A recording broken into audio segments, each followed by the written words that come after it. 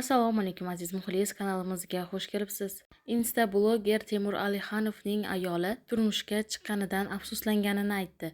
Bunga sabab Temur Alixanovning o'z Instagramiga joylagan posti bo'ldi. U shunday deydi: "Men hech ayollarga tushunmadim. Birinchi navbatda onangizmi yoki ayolingizmi? Bu qanday savol bo'ldi? Onam bu meni tug'ib, katta qilib, ketimni yuvib, voyaga yetkazgan. Bu savol o'ta noto'g'ri. Bu odamlarning fitratini buzishga aytilgan deb o'ylayman. Nega endi erkaklar yo onasini yoki ayolini tanlash kerak?"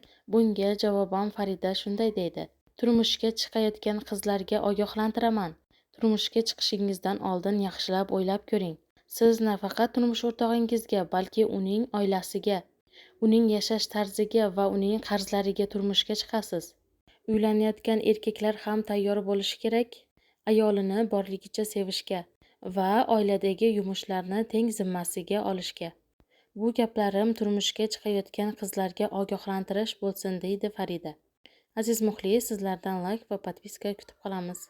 Kanalimizda qoling, xayr, salomat bo'ling.